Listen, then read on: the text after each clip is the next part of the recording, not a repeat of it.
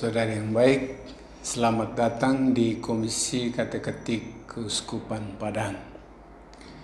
Pada kesempatan ini saya ingin menjelaskan sejumlah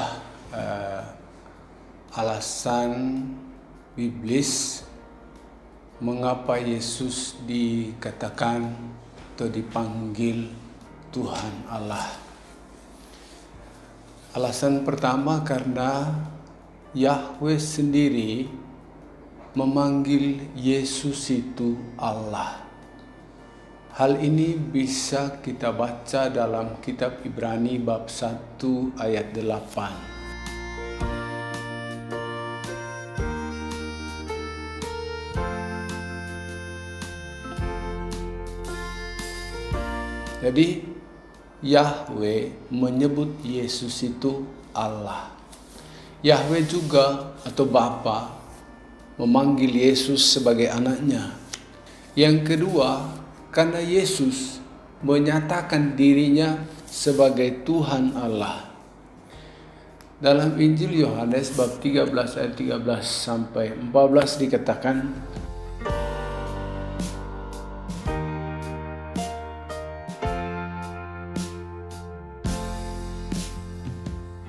jadi Yesus menyetujui gelar atau sebutan yang disampaikan oleh para muridnya bahwa dia adalah Tuhan.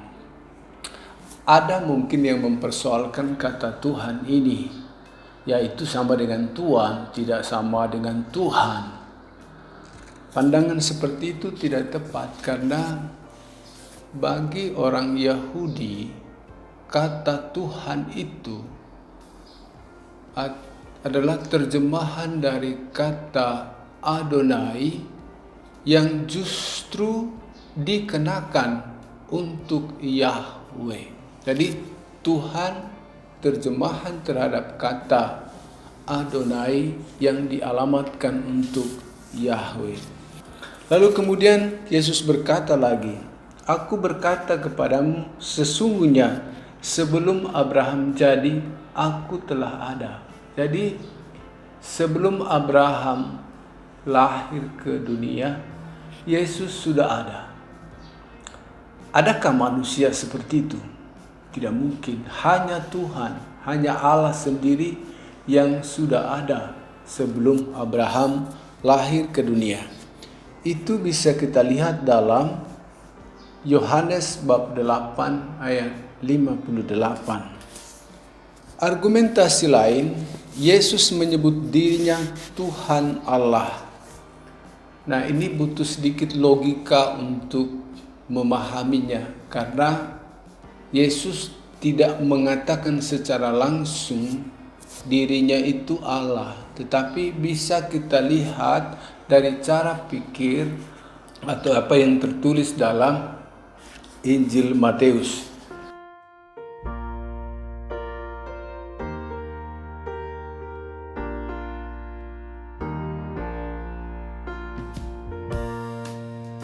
Jadi pengarang Matius melaporkan bahwa Yesus dicobai iblis. Lalu Yesus mengatakan kepada iblis, "Janganlah engkau mencobai Tuhan Allahmu." Nah, kalau begitu, siapakah dia yang dicoba ini? Menurut Yesus adalah Tuhan Allah. Dan karena itu kepada iblis dikatakan, "Jangan engkau mencobai Tuhan Allahmu." Selanjutnya, Matius bab 4 ayat 10 dikatakan,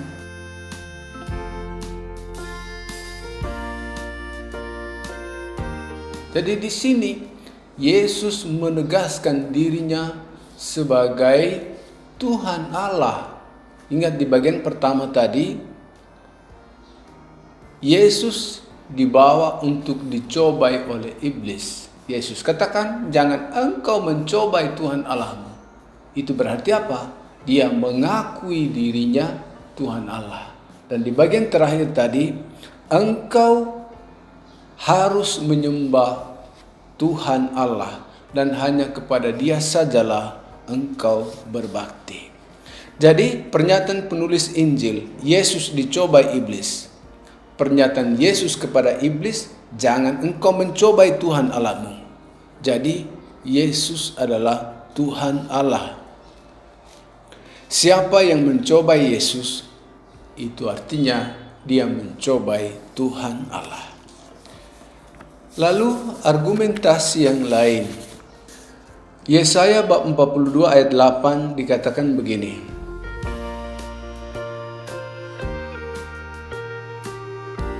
Nah, dalam Injil Markus bab 14 ayat 60 sampai 62 diceritakan, apakah engkau Mesias, anak dari yang terpuji? Jawab Yesus, akulah dia. Dan kamu akan melihat Anak Manusia duduk di sebelah kanan yang Maha Kuasa dan datang di tengah-tengah awan-awan di langit. Pernyataan itu diambil dari kitab Daniel bab 7 ayat 13. Siapakah namanya? Bernyanyilah bagi Allah, mazmurkanlah namanya. Buatlah jalan bagi dia yang berkendaraan melintasi awan-awan. Namanya ialah Tuhan. Beriarialah di hadapannya. Yesus tidak pernah pakai kata Elohim yang kerap kali dipakai untuk Allah karikatur. Bandingkan Ulangan bab 6 ayat 14. Janganlah kamu mengikuti Allah lain dari antara Allah bangsa-bangsa sekeliling. Jadi ketika Yesus mengutip kitab Daniel, seorang anak manusia yang berkendara dalam awan-awan, siapa nama dia itu? Dikatakan dia adalah Tuhan. Lalu alasan lain mengapa kita katakan bahwa Yesus itu Tuhan. Yesus selalu memakai frasa ini. Aku berkata kepadamu. Misalnya dalam Matius bab 5 ayat 38 dikatakan,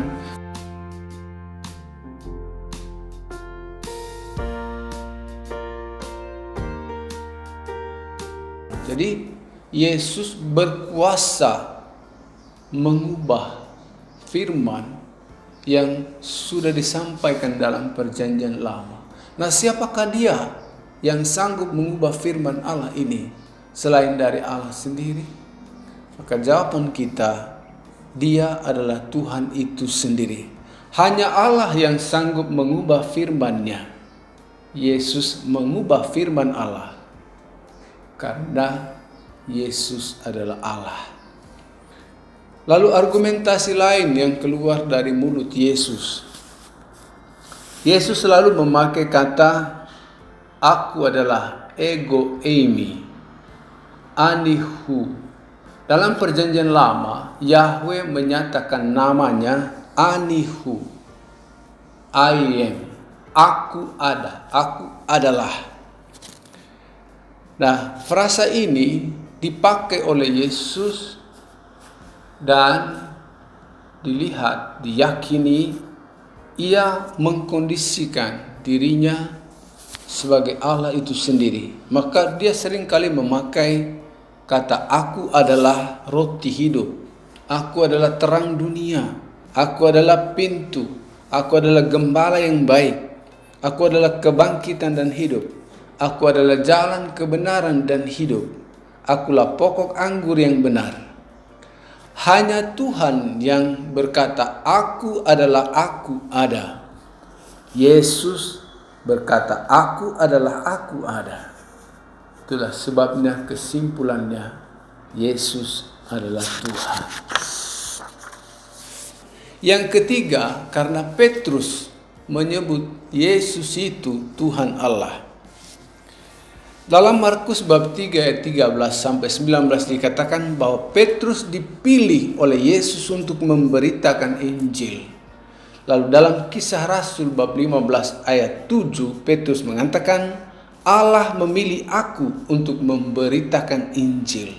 Jadi menurut Petrus, Yesus adalah Allah. Argumen kedua dari Petrus, menurut Petrus, Yesus mengenal segala sesuatu. Lalu dia kemudian memanggil Allah mengenal hati manusia. Dalam Kisah Para Rasul bab 15 ayat 8 sampai 9. Jadi sekali lagi menurut Petrus, Yesus adalah Allah. Yesus mengaruniakan Roh Kudus kepada Petrus, Yohanes bab 20 ayat 21 sampai 23. Dan dalam Kisah Rasul bab 15 ayat 18, Petrus katakan, Allah mengaruniakan Roh Kudus. Jadi menurut Petrus, Yesus adalah Allah. Yesus mendirikan jemaatku di atas Petrus. Dan dalam 1 Petrus bab 2 ayat 9, Petrus katakan, kamulah jemaat kepunyaan Allah sendiri. Siapakah Allah yang dia maksud? Tidak lain adalah Yesus. Menurut Petrus, iman diperoleh karena keadilan Allah dan juru selamat Yesus Kristus. 2 Petrus bab 1 ayat 1 sampai 2. Yang keempat, pengakuan dari Yohanes. Yohanes mengaku bahwa Yesus adalah Allah. Dalam Injil Yohanes bab 1 ayat 1 dikatakan, pada mulanya adalah firman, firman itu bersama-sama dengan Allah, dan firman itu adalah Allah. Sedangkan dalam bab 1 ayat 18, Yesus menyingkapkan, mewahyukan Allah. Tidak mungkin manusia bisa menyingkapkan, mewahyukan Allah. Tetapi Yesus yang ada di pangkuan Bapa, dialah yang menyatakannya kepada kita. Alasan yang kelima adalah Thomas mengakui bahwa Yesus adalah Tuhanku dan Allahku. Yohanes bab 20 ayat 28. Dalam perjanjian lama, kata Tuhanku dan Allahku itu dipakai juga. Bisa kita lihat dalam Mazmur bab 35 ayat 23. Alasan yang keenam, Paulus mengaku bahwa Yesus adalah Allah. Di mana itu bisa kita lihat? Dalam suatu penglihatan, Paulus disapa oleh Yesus. Paulus, alat pilihan bagiku untuk memberitakan namaku. Bisa kita lihat dalam Kisah Para Rasul bab 9 ayat 15 sampai 16. Lalu kemudian Paulus katakan, aku tidak lalai memberitakan seluruh maksud Allah. Jadi menurut Paulus, Yesus adalah Allah. Kenapa? Karena Yesuslah yang memanggil, memilih Paulus untuk memberitakan namanya kepada segala bangsa. Kemudian dalam Filipi bab 2 ayat 6 dikatakan Yesus setara dengan Allah.